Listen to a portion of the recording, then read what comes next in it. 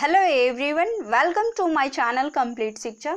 दोस्तों, हम इस वीडियो में 40 क्वेश्चंस का सेट लगाने वाले हैं जो कि आपके बिहार दरोगा मेंस एग्जाम के लिए बहुत ही इंपॉर्टेंट होने वाला है। तो आप इस वीडियो में पूरा बने रहिएगा। चलिए स्टार्ट करते हैं अपने पहले क्वेश्चंस को। तो पहला क्वेश्चन है हमारा, किस भारतीय शासन अधिनियम के द्वारा भारत में ब्रिटिश सरकार द्वारा सांप्रदायिक निर्वाचन प्रणाली का प्रारंभ किया गया? तो यहाँ पर आपका सही आंसर हो जाएगा 1909 ईस्वी का भारत शासन अधिनियम, जिसे मार्ले मिंटो सुधार अधिनियम के द्वारा अधिनियम भी बोला जाता है। जिस मार्ले मिंटो सुधार इसलिए बोला जाता है क्योंकि 1919 ईस्वी में जब ये अधिनियम लागू हुआ था तो उस समय भारत का सचिव मार्ले था, जबकि लॉर्ड मिंटो जो था उस समय भारत का वायसराय था। और इस अधिनियम के तहत सांप्रदायिक निर्वाचन प्रणाली का प्रारंभ हुआ और मुसलमानों के लिए अलग निर्वाचन का भी प्रावधान इसी में किया गया है। तो देखते हैं नेक्स्ट क्वेश्चन को। नेक्स्ट क्वेश्चन है, निम्न में क्या रिजर्व बैंक का कार्य नहीं है? आप सभी जानते हैं कि रिजर्व बैंक जो है भारत का एकमात्र केंद्रीय बैंक है। तो पूछा गया है आपसे कि इनमें से कौन सा जो कार्य है वो रिजर्व बैंक का नहीं है। तो सही आंसर हो जाएगा ऑप्शन नंबर डी, जनता से प्राप्त नगद पर ब्याज देना। देखिए क्या क्या कार्य जो होता है वो होता है रिजर्व बैंक का। तो विदेशी विनिमय भंडारण का संरक्षण, नगद आरक्षण का संरक्षण करना, करेंसी जारी करना, ये सभी जो कार्य हैं वो रिजर्व बैंक करता है। जबकि वो जनता का जो पैसा जो कि आप बैंक में किसी भी बैंक में जमा करते हैं तो उस पर जो ब्याज आपको मिलता है वो रिजर्व बैंक के द्वारा नहीं दिया जाता है। वो जो कमर्शियल बैंक में आप जमा करते हैं वो बैंक आपको क्या करती है, तो वो आपको इंटरेस्ट ब्याज देती है। अब बात कर ले यहाँ पर आरबीआई का हुआ है। तो आरबीआई, जैसे कि अब मैंने आपको बताया कि भारत का एकमात्र केंद्रीय बैंक है और यह भारत के सभी बैंकों का संचालक भी है। जितने भी कमर्शियल बैंक होते हैं उसको चलाने का काम भारतीय रिजर्व बैंक ही करता है। रिजर्व बैंक जो है वो भारत की अर्थव्यवस्था को भी नियंत्रित करता है कि जब भी देखता है कि कैसा स्कीम लाना है, क्या हो रहा है। जैसे कि देखिए अभी कोरोना वायरस महामारी के कारण क्या हो गया है कि अर्थव्यवस्था पूरा हिल चुका है, तो इस पे भी नियंत्रण करना किसका काम है? तो ये आरबीआई का ही काम होता है। अब बात करते हैं, आरबीआई का जो मुख्यालय है वो मुंबई में स्थित है और आरबीआई की स्थापना जो हुई थी वो 1 अप्रैल 1935 को किया गया था। कब हुआ था? 1 अप्रैल 1935 का। और इसके प्रथम अध्यक्ष की बात कर ले तो वो थे स्मिथ बॉर्न। कौन थे? स्मिथ बॉर्न प्रथम अध्यक्ष जो थे। जबकि स्मिथ बॉर्न जो थे वो कौन थे? ब्रिटिश गवर्नर थे। इसके जो थे वो ब्रिटिश गवर्नर थे भारत के। जबकि भारतीय अध्यक्ष की बात कर ले तो वो थे सीडी देशमुख। कौन थे रिजर्व बैंक के पहले भारतीय अध्यक्ष? तो सीडी देशमुख। जैसा कि मैंने आपको बहुत बार बताया है कि ए बी सी डी आप याद रखेंगे तो इससे इसका आसानी से आप गवर्नर को याद रख पाएंगे। A B C D. यदि वो आपसे ब्रिटिश गवर्नर नहीं पूछता है, सिर्फ भारतीय गवर्नर की बात करता है तो सीडी देशमुख हो जाएगा। और ए बी जो था मतलब स्मिथ बॉर्न जो था वो सबसे पहले बना था रिजर्व बैंक का गवर्नर। तो आप इसे याद कर लेंगे, ए बी से स्मिथ बॉर्न और सी डी से सीडी देशमुख। चलते हैं नेक्स्ट क्वेश्चंस को। और यदि आपको इस वीडियोस का पीडीएफ फाइल को डाउनलोड करना है तो आप हमारे टेलीग्राम चैनल से जुड़ सकते हैं, जिसका लिंक आपको डिस्क्रिप्शन में मिल जाएगा। नेक्स्ट क्वेश्चंस देखते हैं। नेक्स्ट क्वेश्चन है यहाँ पर, भारत में परमाणु ऊर्जा आयोग की स्थापना कब हुई थी? क्वेश्चन आपसे किया गया है कि जो भारत में परमाणु ऊर्जा आयोग की स्थापना थी वो कब हुई थी? सही आंसर हो जाएगा ऑप्शन नंबर सी, 1948 में। 1 मार्च 1948 को भारत में परमाणु ऊर्जा आयोग की स्थापना की गई थी। और परमाणु ऊर्जा आयोग की भी मुख्यालय आपका मुंबई में ही स्थित है। भारत सरकार का परमाणु ऊर्जा आयोग जो है वो परमाणु ऊर्जा विभाग के अंतर्गत आता है और इसका जो प्रभार होता है वो सीधे प्रधानमंत्री के हाथ में होता है। कह सकते हैं आप कि जो परमाणु ऊर्जा आयोग के अध्यक्ष होते हैं वो तत्कालीन प्रधानमंत्री होते हैं। मतलब कि जो उस समय देश के प्रधानमंत्री होते हैं वही इसके अध्यक्ष होते हैं। वो इसका सीधे बागडोर प्रधानमंत्री के हाथ में ही होता है। तो आपको याद रखना है कि परमाणु ऊर्जा आयोग की स्थापना 1 मार्च 1948 को किया गया था। नेक्स्ट क्वेश्चंस देखते हैं, दक्षिणी भारत की सर्वोच्च चोटी कौन है? क्वेश्चंस किया गया है कि दक्षिणी भारत की सर्वोच्च चोटी कौन है? सही आंसर है option number D, Anamudi. Anamudi जो है वो दक्षिण भारत की सबसे ऊंची चोटी है। अनाईमुदी जो कि कहाँ पर स्थित है? तो भारत के पश्चिमी घाट पर्वतमाला में स्थित है। और पश्चिमी घाट में ही जैसे कि नीलगिरी पर्वत श्रृंखला भी है, तो नीलगिरी पर्वत श्रृंखला में ही अन्नामलाई पर्वत है जिसकी सबसे ऊंची चोटी का ही नाम क्या है? अनाईमुदी है। और जिसकी ऊंचाई कितनी है? तो 2695 मीटर है। इसकी ऊंचाई कितनी है? 2695 मीटर।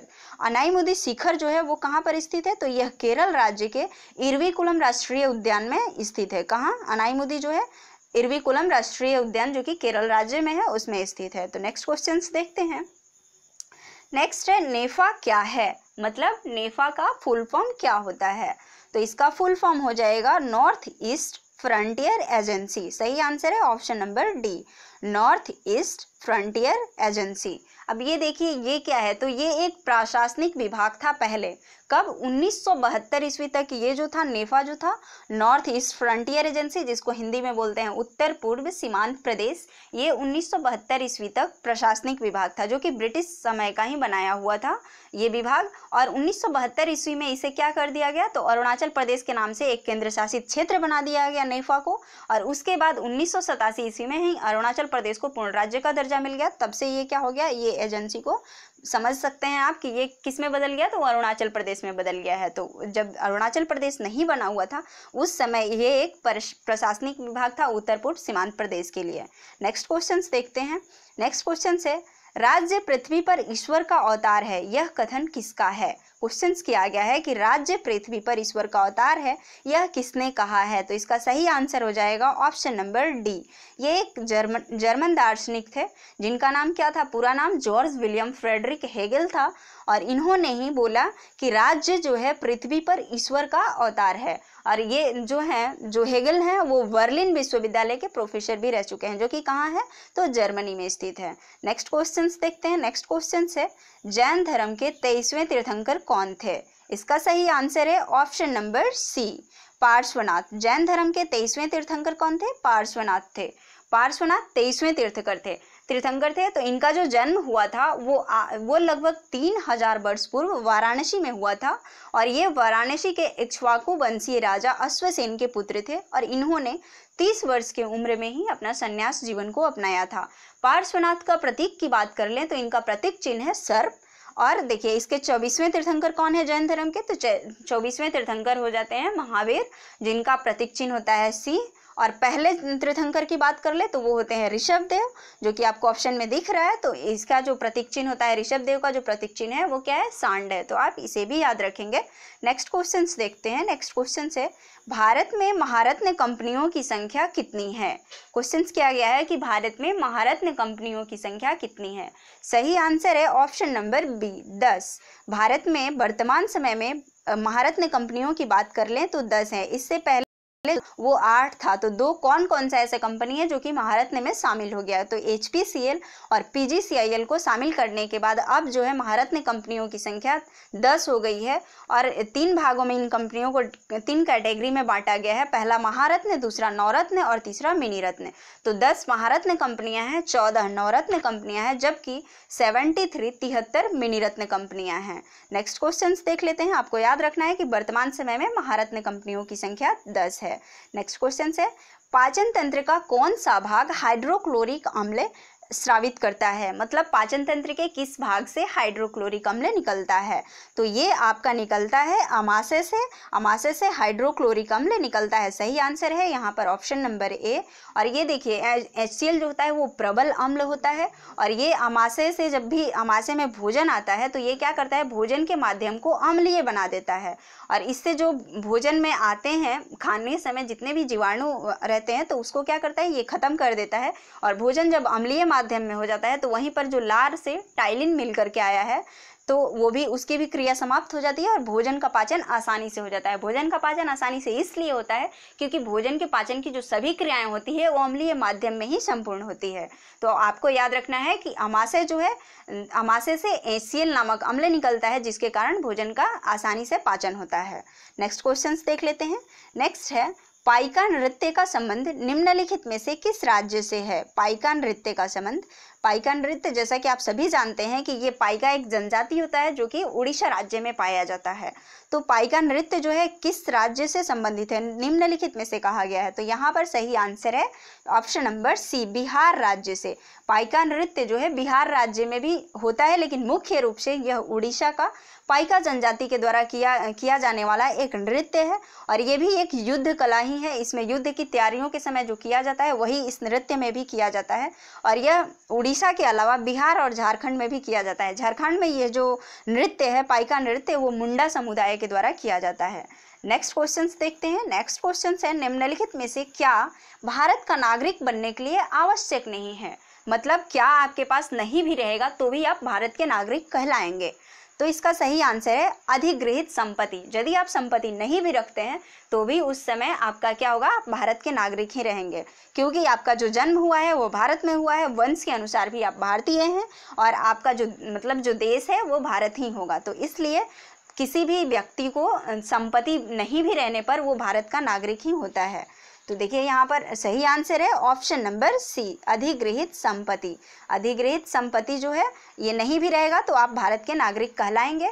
भारतीय संविधान में जो नागरिकता संबंधी प्रावधान है वो भाग 2 में दिया गया है और भाग 2 में अनुच्छेद कितने से कितना में है, तो अनुच्छेद 5 से 11 के बीच में ये बात किया गया है नागरिकता का। और भारत में कैसी नागरिकता है, तो भारत में एकल नागरिकता का प्रावधान है। नेक्स्ट क्वेश्चन देखते हैं। नेक्स्ट क्वेश्चन है सही विकल्प को छांटिए। बोला गया है कि इसमें से सही कौन सा है। तो सही यहाँ पर देखेंगे आप लोग कि वित्त आयोग को संसद नियुक्त करती है, तो ये क्या हो जाएगा, ये बिल्कुल ही गलत है। वित्त आयोग को संसद नियुक्त नहीं करती है। वित्त आयोग में 5 सदस्य होते हैं। जी नहीं, वित्त आयोग में केवल 5 सदस्य नहीं होते हैं। और हर 6 वर्ष वित्त आयोग अपनी रिपोर्ट पेश करती है। नहीं, वित्त आयोग जो है वो हर साल अपनी बजट पेश करती है, अपनी रिपोर्ट पेश करती है। यहाँ सही आंसर है ऑप्शन नंबर डी। सही विकल्प क्या है, वित्त आयोग जो है वो एक संवैधानिक निकाय है। मतलब ये संविधान में मेंशन किया गया है, ये एक संवैधानिक निकाय है। और हमारे देश के पहले जो वित्त मंत्री थे वो कौन थे, आर.के. शनमुगम शेट्टी थे। कौन थे, आर.के. शनमुगम शेट्टी वित्त आयोग के क्या थे, पहले मंत्री थे, वित्त मंत्री थे हमारे। नेक्स्ट क्वेश्चंस देखते हैं। कौन सा कारक अभिक्रिया दर पर कोई प्रभाव नहीं डालता है। बोला है कि इसमें से क्या परिवर्तित करने के बाद भी हमारा अभिक्रिया दर जो होगा वो परिवर्तित नहीं होता है। तो सही आंसर हो जाएगा ऑप्शन नंबर बी, एंथैल्पी में परिवर्तन यदि आप करते हैं तो भी आपका जो अभिक्रिया दर होगा उस पर कोई भी प्रभाव नहीं पड़ेगा। जबकि आप तापमान में वृद्धि करते हैं या फिर आप उत्प्रेरक को बढ़ाते हैं या फिर सांद्रता को बढ़ाते या घटाते हैं तो उससे क्या होगा कि आपकी अभिक्रिया पर प्रभाव पड़ता है। जबकि एंथैल्पी में परिवर्तन करने से अभिक्रिया पर कोई भी प्रभाव नहीं पड़ता है। नेक्स्ट क्वेश्चन देखते हैं। नेक्स्ट क्वेश्चन है वित्त आयोग के संदर्भ में कौन सा कथन गलत है। यहाँ क्वेश्चन किया गया है कि कौन सा कथन गलत है, आप यहाँ ध्यान देंगे। तो यहाँ पर देख लेते हैं। ऑप्शन नंबर ए है कि अभी तक 16 वित्त आयोग का गठन किया जा चुका है। तो हाँ, ये सही है बिल्कुल कि 16 वित्त आयोग का गठन हो चुका है। वित्त आयोग का सिफारिश राष्ट्रपति पर बाध्यकारी होता है। जी नहीं, वित्त आयोग का जो सिफारिश होता है वो राष्ट्रपति पर क्या होता है, बाध्यकारी जो होता है नहीं होता है। वित्त आयोग के जो अध्यक्ष की योग्यता है वो संविधान में निर्धारित है। तो यहाँ पर सही आंसर आपका क्या हो जाएगा, ऑप्शन नंबर सी हो जाएगा। वित्त आयोग के अध्यक्ष पद की योग्यता संविधान में निर्धारित नहीं किया गया है, तो ये यहाँ पर ये गलत दिया गया है। नेक्स्ट को देखते हैं हम लोग। नेक्स्ट है यहाँ पर भारत में वन नीति जो कि 1952 में लाया गया था, तो इस वन नीति का संशोधन कब किया गया। तो यहाँ पर सही आंसर है वन नीति का संशोधन जो कि 1952 में आया था वन नीति, उसका संशोधन 1988 ईस्वी में किया गया। तो इसका सही आंसर है 1988, ऑप्शन नंबर बी। देखते हैं नेक्स्ट क्वेश्चंस को। नेक्स्ट क्वेश्चन है मेघालय की गारो पहाड़ियाँ किस फसल के उत्पादन के लिए जानी जाती है। देखिए, मेघालय की जो गारो पहाड़ी है उस पर सबसे ज़्यादा क्या पाया जाता है, कौन सा फसल का उत्पादन होता है। तो सही आंसर है संतरा। मेघालय में सबसे अधिक संतरा पाया जाता है, जो कि किस पहाड़ी पर पाया जाता है, तो गारो पहाड़ी पर सबसे अधिक संतरा का उत्पादन किया जाता है। नेक्स्ट क्वेश्चन है नामदफा बाघ अभ्यारण्य किस राज्य में स्थित है। नामदफा बाघ अभ्यारण्य जो कि आपका अरुणाचल प्रदेश में स्थित है। नामदफा बाघ अभ्यारण्य, आप इसे याद रखेंगे कि नामदफा बाघ अभ्यारण्य अरुणाचल प्रदेश में स्थित है। और सबसे पहले भारत में सूर्योदय की बात करें तो सबसे पहले अरुणाचल प्रदेश में ही भारत में सूर्योदय होता है। नेक्स्ट क्वेश्चन देखते हैं। नेक्स्ट है पशु की रेड सिंधी नस्ल किससे संबंधित है। ये देखिए, रेड सिंधी जो है वो एक नस्ल है, तो ये किस पशु का नस्ल है, यह क्वेश्चन आपसे किया गया है। तो सही आंसर हो जाएगा ऑप्शन नंबर सी, गाय का ये एक नस्ल है, रेड सिंधी नस्ल जो कि गाय का एक नस्ल है। तो आप इसे याद रखेंगे। नेक्स्ट क्वेश्चन है। नेक्स्ट है निम्नलिखित में से कौन सी शर्तें 1813 ईस्वी के चार्टर एक्ट का अंग नहीं था। क्वेश्चंस किया गया है कि 1813 ईस्वी का जो चार्टर एक्ट आया था उसमें क्या इसमें से शामिल नहीं था। तो इसका सही आंसर हो जाएगा ऑप्शन नंबर डी, चीन से चाय व्यापार को सुरक्षित रखा गया। देखिए 1813 ईस्वी का जो चार्टर एक्ट आया था उसमें क्या था, ईस्ट इंडिया कंपनी ने भारत से व्यापारिक संबंध को आंशिक रूप से खत्म किया था, पूरा खत्म नहीं किया था। और कंपनी जो था ईस्ट इंडिया कंपनी, भारत में व्यापारिक अधिकार पूर्ण रूप से समाप्त कर दिया था। और सही यहाँ पर ऑप्शन सी में बोला गया है कि ब्रिटिश व्यापारियों को भारत में निवास करने की स्वतंत्रता दी गई, लेकिन कुछ शर्तों के साथ। जबकि चीन के व्यापार की बात कर लें तो चीन से जो चाय व्यापार कंपनी करती थी उसको सिर्फ 20 वर्षों का ही एकाधिकार दिया गया कि आप 20 वर्षों तक ही इसके तहत, चार्टर एक्ट 1813 के तहत आप 20 वर्षों तक ही क्या कर सकते हैं, चाय का व्यापार चीन के साथ कर सकते हैं। तो यहाँ पर सही आंसर हो जाएगा ऑप्शन नंबर डी, चीन से चाय व्यापार को सुरक्षित रखा गया। नहीं, इसको भी सुरक्षित नहीं रखा गया, इसको सिर्फ 20 वर्षों के लिए एकाधिकार प्राप्त रहा कंपनी को। तो हम देखते हैं नेक्स्ट क्वेश्चन को। नेक्स्ट क्वेश्चन है, निम्न में से बहुआयामी गरीबी सूचकांक के संबंध में गलत है। क्वेश्चन बोला गया है कि इसमें से कौन सा जो है बहुआयामी गरीबी सूचकांक के संबंध में गलत है। तो हम देखते हैं सही आंसर यहाँ पर क्या हो जाएगा। सूचकांक में 10 प्राचल शामिल है, ये बिल्कुल ही सही है। ऑप्शन नंबर ए में बोला है कि सूचकांक के 3 आयाम है, स्वास्थ्य, शिक्षा और जीवन स्तर। देखिए बहुआयामी जो गरीबी सूचकांक जारी किया जाता है उसमें ध्यान रखा जाता है क्या क्या चीज़ों का, तो स्वास्थ्य का, शिक्षा का और जीवन स्तर का, जीवन शैली कैसा है इसको ध्यान में रखा जाता है। तो ये बिल्कुल सही है, ये गलत नहीं होगा, ये आंसर नहीं हो सकता है। सूचकांक में 10 प्राचल शामिल है, तो ये भी सही है क्योंकि सूचकांक में 10 प्राचल को शामिल किया गया है और प्रत्येक प्राचल को समान भार दिया गया है। जी नहीं, प्रत्येक प्राचल को समान भार नहीं दिया गया है। यहाँ पर ऑप्शन नंबर डी में क्या है कि आयाम को समान भार दिया गया है। तो सूचकांक में 3 आयाम जैसा कि आपने देखा, स्वास्थ्य, शिक्षा और जीवन स्तर, और इस सभी को सबका जो वैल्यू है वो बराबर है। तो यहाँ पर ये भी डी भी सही है। तो जो आपका सही आंसर होगा इस क्वेश्चन का ऑप्शन नंबर सी हो जाएगा। सी जो है, प्रत्येक प्राचल को समान वैल्यू नहीं दिया गया है बहु गरीबी सूचकांक के संबंध में, ये जो है वो बिल्कुल ही गलत है। तो option number C 20 number question का सही हो जाएगा। नेक्स्ट क्वेश्चन है, लोनावाला जल विद्युत संयंत्र कहाँ स्थित है। यदि आप जानते होंगे कि लोनावाला जो जगह है वो किस राज्य में स्थित है तो आप इस क्वेश्चन का डेफिनेटली सही आंसर कर पाएंगे। तो इसका सही आंसर हो जाएगा आपका option number A, Maharashtra. Lonavala जो है किस राज्य में स्थित है, महाराष्ट्र में स्थित है। तो जो जल विद्युत संयंत्र कहाँ हो जाएगा, महाराष्ट्र में ही हो जाएगा। इसका ऑप्शन नंबर ए सही हो जाएगा। नेक्स्ट क्वेश्चन देखते हैं, विश्व जनसंख्या दिवस कब मनाया जाता है। तो इसका सही आंसर है 11 जुलाई को। 11 जुलाई को विश्व जनसंख्या दिवस पूरे विश्व भर में मनाया जाता है। कब, 11 जुलाई को। अदर ऑप्शंस की बात कर ले तो यहाँ आपको 16 सितंबर दिख रहा है। तो 16 सितंबर को भी हम एक इम्पॉर्टेंट डे मनाते हैं। वो उस दिन क्या मनाते हैं, तो ओजोन संरक्षण दिवस के रूप में हम लोग 16 सितंबर को मनाते हैं। 5 जून की बात कर लें तो विश्व पर्यावरण दिवस पूरे विश्व भर में 5 जून को मनाया जाता है। और 10 दिसंबर की बात कर लें तो विश्व मानवाधिकार दिवस के रूप में 10 दिसंबर को मनाया जाता है। नेक्स्ट क्वेश्चन है यहाँ पर, कोलाल पावर विद्युत परियोजना कहाँ स्थित है। तो कोलाल पावर विद्युत परियोजना ये कहाँ स्थित है, तो आपका ये सही आंसर है गुजरात राज्य में। कोलाल पावर विद्युत परियोजना गुजरात राज्य में स्थित है। और गुजरात में एक नेशनल पार्क है जिसका नाम है गिर नेशनल पार्क, जो कि किसके लिए प्रसिद्ध है, तो एशियाई शेर के लिए गुजरात का गिर नेशनल पार्क बहुत ही प्रसिद्ध है। तो आप इसे भी याद रखेंगे। नेक्स्ट क्वेश्चन है, राष्ट्रीय विकास परिषद क्या है। राष्ट्रीय विकास परिषद क्या है, तो इसका सही आंसर हो जाएगा, ये क्या है, एक गैर राजनीतिक संस्था होता है। राष्ट्रीय विकास परिषद जो है वो एक गैर राजनीतिक संस्था है। और इसकी स्थापना की बात कर ले तो राष्ट्रीय विकास परिषद की स्थापना 6 अगस्त 1952 को किया गया था। कब किया गया था, 6 अगस्त 1952 को। और ये क्या है, तो ये एक गैर राजनीतिक संस्था है। और इसका स्थापना क्यों किया गया था, तो इसकी स्थापना की गई थी योजना के निर्माण में राज्यों की भागीदारी होने के लिए। इस बात को ध्यान में रखते हुए ही इसको किया गया था कि ताकि योजना का जो भी निर्माण हो उसमें राज्य की भी भागीदारी हो। राष्ट्रीय विकास परिषद के जो अध्यक्ष होते हैं वो कौन होता है, तो हमारे देश के तत्कालीन प्रधानमंत्री होते हैं। नेक्स्ट क्वेश्चन है, धारा प्रवाह वाले चालक के चारों ओर किस प्रकार का क्षेत्र उत्पन्न होता है। यदि किसी भी तार से यदि धारा प्रवाहित होता है तो कैसा क्षेत्र उत्पन्न होता है, तो इसका सही आंसर हो जाएगा ऑप्शन नंबर डी, चुंबकीय क्षेत्र उत्पन्न होता है।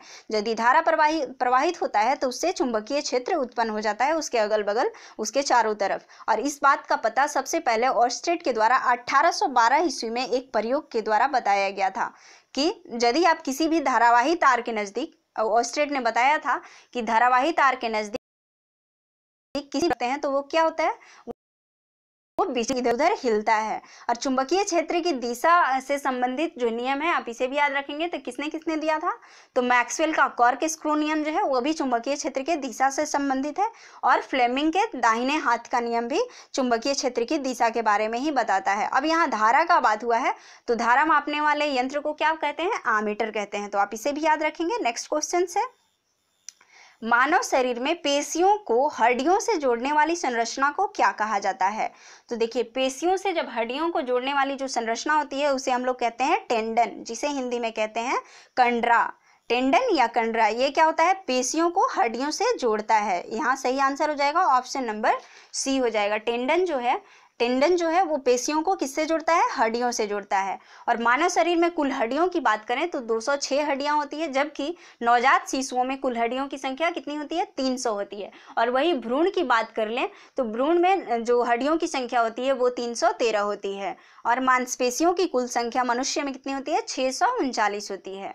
और कंकाल ऊतक जो होता है वो कैसा ऊतक होता है, तो ये एक संयोजी ऊतक होता है। तो आप इसे भी याद रखेंगे। नेक्स्ट क्वेश्चन है, जीवों के द्विनाम पद्धति के दो घटक कौन से हैं। देखिए, द्विनाम पद्धति जो कि किसके द्वारा विश्लेषित किया गया, द्विनाम पद्धति का विश्लेषण कौन किया था, तो लिनियस के द्वारा किया गया था। लिनियस ने अपनी पुस्तक सिस्टेमा नेचुरी में किया है द्विनाम पद्धति का प्रतिपादन। तो उसमें जो दो घटक वो उसने इंक्लूड किया है, किसी भी चीज़ों में दो घटक को शामिल किया है, तो क्या क्या शामिल किया है ये क्वेश्चन है। तो उसमें उन्होंने पहले को वंश नाम दिया है और दूसरे जाति नाम दिया है। जैसे कि उन्होंने मनुष्य के लिए अपने सिस्टेमा नेचुरा नामक नेचुरी जो बुक था उनका, उसमें बताया था कि मनुष्य का जो वैज्ञानिक नाम होगा वो होमो सैपियंस होगा। तो होमो जो है वो किसको डिनोट करता है, तो वंश को डिनोट करता है, जबकि सैपियंस जो है वो एक जाति है। तो यहाँ सही आंसर हो जाएगा ऑप्शन नंबर ए, वंश नाम और जाति विशेषण। द्विनाम पद्धति में पहला बताता है वंश का नाम और दूसरा बताता है क्या, जाति विशेषण के बारे में बताता है। नेक्स्ट क्वेश्चन है, कीवी पक्षी किस देश में पाई जाती है। आपसे ये क्वेश्चन ऐसे भी पूछ लिया जा सकता है कि कीवी पक्षी किस देश का राष्ट्रीय पक्षी है। तो सही आंसर हो जाएगा ऑप्शन नंबर ए, न्यूजीलैंड में। कीवी नामक जो पक्षी है वो न्यूजीलैंड में बहुत ही मात्रा में पाई जाती है। अब न्यूजीलैंड की बात हुई है तो न्यूजीलैंड का जो कैपिटल है वो वेलिंगटन होता है और वहाँ की जो मुद्रा है वो क्या है, डॉलर है। तो आपको याद रखना है कीवी कहाँ की पक्षी है, तो न्यूजीलैंड की है। नेक्स्ट क्वेश्चन देखते हैं। नेक्स्ट क्वेश्चन है, H1N1 किसके द्वारा होता है, मतलब H1N1 है वो क्या है। तो सही आंसर हो जाएगा ऑप्शन नंबर बी, विषाणु। ये एक वायरस है जिससे इन्फ्लुएंजा नामक बीमारी होते हैं। इन्फ्लुएंजा क्या है, एक टाइप का फ्लू है जिसे हम लोग मतलब ऐसे बोल सकते हैं, स्वाइन फ्लू भी इसे कहा जाता है, जिसे इन्फ्लुएंजा कहते हैं। और मानव जाति में इसकी पहचान जो हुई थी वो 2009 में सबसे पहले की गई थी। मतलब मनुष्यों में जो इन्फ्लुएंजा नामक फ्लू नामक जो बीमारी हुआ था वो सबसे पहले 2009 में हुआ था। नेक्स्ट क्वेश्चन देख लेते हैं। नेक्स्ट क्वेश्चन है, चक्रण क्वांटम संख्या में कितने मान संभव हैं। चक्रण क्वांटम संख्या के कितने मान संभव होते हैं, तो इसका सही आंसर है 2। अब ये देखिए कैसे होता है, तो कोई भी जो इलेक्ट्रॉन होता है, कोई भी दो इलेक्ट्रॉन अपनी कक्षा को शेयर करता है, लेकिन उसके लिए एक कंडीशन है कि जो इलेक्ट्रॉन होगा, जो प्रत्येक इलेक्ट्रॉन जो होता है वो अपना जो चक्रण संख्या जो शेयर करता है वो एक दूसरे का अपोजिट होना चाहिए, अलग होना चाहिए, सेम नहीं होना चाहिए। यदि एक इलेक्ट्रॉन का चक्रण क्वांटम संख्या जो है वो मान लेते हैं हम लोग कि चक्रण क्वांटम संख्या कितना है, +1/2 है, तो दूसरा जो जिसके साथ वो शेयर करेगा उसका जो चक्रण क्वांटम संख्या होना चाहिए वो -1/2 होना चाहिए, तभी ये इलेक्ट्रॉन जो होगा क्या होगा। तो यहाँ सही आंसर है ऑप्शन नंबर बी, 2 हो जाएगा। चक्रण क्वांटम संख्या के कितने मान संभव होते हैं, 2 मान संभव होते हैं। नेक्स्ट क्वेश्चन देखते हैं। नेक्स्ट क्वेश्चन है, हाइड्रोजन बम किस पर आधारित है, मतलब किस प्रक्रिया पर हाइड्रोजन बम आधारित है। सही आंसर है ऑप्शन नंबर ए, नाभिकीय संलयन। नाभिकीय संलयन अभिक्रिया पर हाइड्रोजन बम आधारित है। अब नाभिकीय संलयन अभिक्रिया में क्या होता है कि जो दो नाभिक, छोटे छोटे नाभिक मिलकर एक बड़े नाभिक का निर्माण करते हैं और इसके साथ ही इस प्रक्रिया के दौरान बहुत ही अधिक मात्रा में ऊर्जा की निर्माण होती है। तो इस प्रक्रिया पर ही हाइड्रोजन बम आधारित है। और सूर्य तारे जो होते हैं उसमें भी जो ऊर्जा का स्रोत है वो नाभिकीय संलयन अभिक्रिया ही है, उसमें भी यही प्रक्रिया होता है। जबकि हम लोग परमाणु बम की बात कर लें तो नाभिकीय विखंडन प्रक्रिया पर परमाणु बम आधारित है। तो आप इसे याद रखेंगे। नेक्स्ट क्वेश्चन है, चिमनी से धुआं किस सिद्धांत से बाहर निकलता है। सही आंसर है संवहन। संवहन अभिक्रिया के द्वारा, संवहन जो प्रक्रिया है इसके द्वारा चिमनी से क्या होता है, धुआं जो बाहर निकलता है। अब ये कैसे निकलता है और ये क्यों होता है है ऐसा। तो संवहन अभिक्रिया में क्या होता है कि जब हवा जो होती है, जो नज़दीक की होती है चिमनी से, वो जैसे ही गर्म होता है, तो आप सभी को पता है कि हवा जैसे ही गर्म होता है उसका घनत्व कम हो जाता है। तो जब जिसका घनत्व कम रहेगा और यदि वो ज़्यादा घनत्व के पास है तो वो क्या करेगा, उसकी प्रकृति होती है कि वो ऊपर आने की कोशिश करेगा, जिसके कारण क्या होता है, धुआं ऊपर की तरफ, जैसे ही धुआं निकलता है तो ऊपर की तरफ आता है। और इससे क्या होता है कि आग जो है, चिमनी के अंदर का जो आग है उसको दहन मिल जाता है, ऑक्सीजन मिल जाता है, तो वो क्या करता है, जलना स्टार्ट करता है। तो चिमनी से धुआं किस सिद्धांत पर कार्य करता है, तो संवहन जो प्रक्रिया है उस पर काम करता है, चिमनी से धुआं का जो निकलना है। नेक्स्ट क्वेश्चन है, शुद्ध सोना में क्या मिलाया जाता है? सही आंसर है इसका ऑप्शन नंबर डी, तांबा। देखिए जो शुद्ध सोना होता है वो बहुत ही नरम होता है, बहुत ही लचीला होता है, तो उसको काम में लाने के लिए हम लोग उतना लचीले चीज़ों को काम में नहीं ले सकते हैं। यदि हमें गहना बनाना है तो वो जल्दी ही टूट जाएगा, तो इसके लिए हमें उसको कठोर करना पड़ता है। और कठोर बनाने के लिए हम लोग उसमें चांदी, तांबा, ये सारे चीज़ों को मिलाते हैं जिससे वो कठोर हो जाता है। तो सबसे प्रतिशत में बात कर लें, क्योंकि यहाँ पर निम्नलिखित में से कौन सा होगा, ऑप्शन में सभी है, तो हम लोग अब यहाँ पर परसेंटेज को ध्यान में रखेंगे। तो सबसे ज़्यादा परसेंटेज में जो सोना के साथ मिलाया जाता है वो तांबा मिलाया जाता है, तो इसलिए यहाँ सही आंसर ऑप्शन नंबर डी हो जाएगा। शुद्ध सोना में क्या मिलाया जाता है, तांबा मिलाया जाता है, जिससे कि उसको कठोर बना करके उसको गहने आभूषण के रूप में क्या किया जाता है, यूज़ कर लिया जाता है, उपयोग किया जाता है। नेक्स्ट क्वेश्चन है, निम्नलिखित में से कौन आनुवांशिक है? सही आंसर है इसका option number A, gene. Gene जो होता है वो आनुवांशिक होता है। अब ये कैसे होता है, तो जीन जो देखिए आनुवांशिक का ये मूल इकाई होता है, और इसमें क्या होता है कि न्यूक्लियोटाइड बेस जो होते हैं, ये जो होता है जीन न्यूक्लियोटाइड बेस श्रृंखलाओं से बना होता है, जो कि प्रोटीन बनाने में उपयुक्त होता है। न्यूक्लियोटाइड बेस जो है वो प्रोटीन बनाने में उपयुक्त होता है। और जीन जो है कहाँ जाकर जमा होता है, तो गुणसूत्रों में जाकर के ये जमा होता है, जो कि यूकैरियोटिक कोशिकाओं के नाभिक में स्थित होता है। और जब भी कोई भी संतान होता है तो उसके जब माता पिता का जो लक्षण उस संतान में आता है तो वो जीन के माध्यम से ही पहुंचता है। तो आपको याद रखना है कि जीन जो है वो आनुवांशिक का मूल इकाई होता है, आनुवांशिकता का मूल इकाई जीन होता है। नेक्स्ट क्वेश्चन है, लगभग 95% यौगिक कार्बन के बने होते हैं, क्योंकि कार्बन जो होता है बहुल बंध बनाता है, और कार्बन जो है बहुत ही अधिक मात्रा में, इसको हम लोग सार्वभौमिक तत्व के रूप में भी जानते हैं, क्योंकि सभी जगह ये कार्बन विद्यमान होता है। और इसके कुल यौगिकों की बात कर लें तो इसकी जो कुल यौगिकों की संख्या है वो कितनी है, 5 लाख से भी अधिक पाई जाती है ये कार्बन यौगिक। और ये दोनों फॉर्म में पाया जाता है, मतलब 2 रूपों में पाया जाता है, क्रिस्टल में भी और नॉन क्रिस्टल रूप में भी पाया जाता है कार्बन। और कार्बन की जो आवर्त सारणी में इसकी जो स्थिति है वो कहाँ है, तो वर्ग 14 में ये स्थित है, और इसकी जो परमाणु संख्या है वो कितना है, 6 है। तो आप इसे भी याद रखेंगे, कार्बन जो है वो बहुल बंध बनाता है। नेक्स्ट क्वेश्चन देखते हैं। नेक्स्ट है, लोकतक झील जो डिपो के लिए प्रसिद्ध है, कहाँ स्थित है, मतलब किस राज्य में, कहाँ है, मणिपुर राज्य में स्थित है। और इस झील पर ही एक नेशनल पार्क बनाया गया है, जिसका नाम क्या है, जिसका नाम है आप कियाबुल लामजाओ, जो कि विश्व का एकमात्र तैरता हुआ नेशनल पार्क है। कौन सा, कियाबुल लामजाओ, जो कि लोकतक झील में बनाया गया है, मणिपुर राज्य में स्थित है। ये भारत के मणिपुर राज्य में स्थित है, और ये विश्व का एकमात्र तैरता हुआ नेशनल पार्क है। तो कहाँ स्थित है ये, मणिपुर राज्य में स्थित है। नेक्स्ट क्वेश्चन है, इसरो द्वारा प्रक्षेपित आदित्य L1 किससे संबंधित है? तो इसरो ने प्रक्षेपित किया था आदित्य L1 को, तो ये किसके अध्ययन के लिए किया गया था, तो ये सूर्य का अध्ययन के लिए इसरो के द्वारा प्रक्षेपित किया गया था। इसरो ने इसको भेजा था किसको, तो आदित्य L1 को सूर्य का अध्ययन के लिए। अब बात इसरो का हुआ है तो इसरो का फुल फॉर्म होता है इंडियन स्पेस रिसर्च ऑर्गेनाइजेशन, इसको हिंदी में बोलते हैं भारतीय अंतरिक्ष अनुसंधान संगठन, जिसकी स्थापना हुई थी 15 अगस्त 1969 ईस्वी में। और इसका हेड क्वार्टर है बेंगलुरु में, जहां आपका इन्फोसिस और विप्रो का भी हेड क्वार्टर है। इसरो के वर्तमान समय में अध्यक्ष हैं वो के सिवन है, जिन्हें कि आप रॉकेट मैन ऑफ इंडिया के नाम से भी जानते हैं। नेक्स्ट क्वेश्चंस देखते हैं। नेक्स्ट क्वेश्चन है, इनमें से किसमें केंद्रक झिल्ली नहीं होता है? सही आंसर है ऑप्शन नंबर सी, मोनेरा प्रजाति जो होता है उसमें केंद्रक झिल्ली नहीं पाया जाता है। देखिए R.H. विटकर ने प्राणी जगत को 5 भागों में बांटा था, जिसमें मोनेरा, प्रोटिस्टा, पादप, कवक और एनिमेलिया।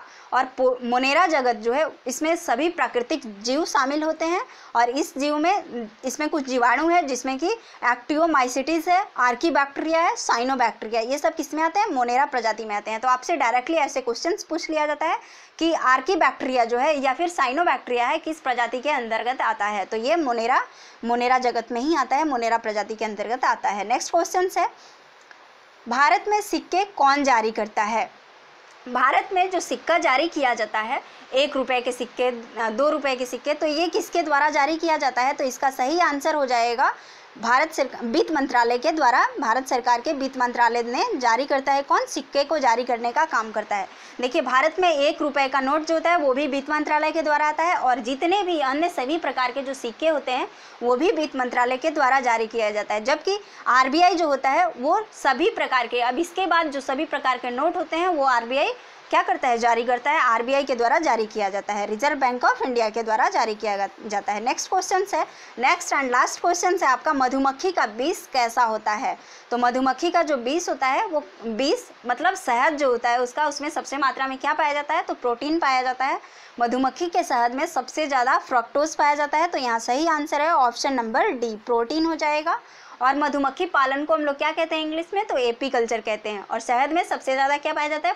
फ्रक्टोज और प्रोटीन जो है मधुमक्खी के बीच में सबसे ज़्यादा पाया जाता है। और आपको यदि हमारी ये वीडियोस अच्छी लगती है, हमारी मेहनत अच्छी लगती है, तो आप इस वीडियोस को लाइक करें, और यदि आप हमारे चैनल पर नए हैं तो आप इसे सब्सक्राइब भी कर लें और इसके बेल आइकन को भी प्रेस कर लें, ताकि जब भी हम वीडियोज़ अपलोड करें तो आपको इसका नोटिफिकेशन मिल सके।